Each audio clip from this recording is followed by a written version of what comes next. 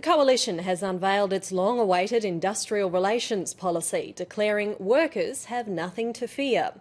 Instead of work choices, Tony Abbott's proposing relatively minor changes to the current system. Business is unhappy, but so too are the unions. Chief Political Correspondent Mark Simpkin reports. This is what a small target looks like.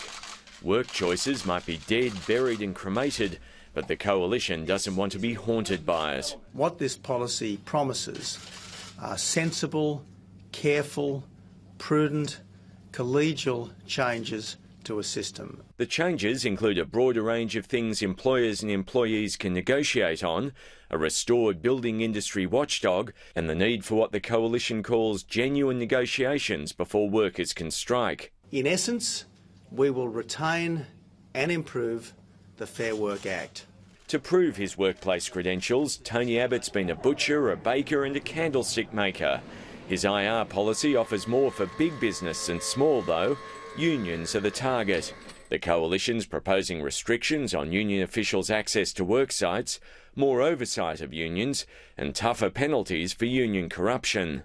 The only people with anything to worry about from this policy are dodgy union officials and their supporters. Perhaps, but Labor still wasted no time digging up the corpse of work choices. I will do everything in my power to make sure that we never see work choices come back.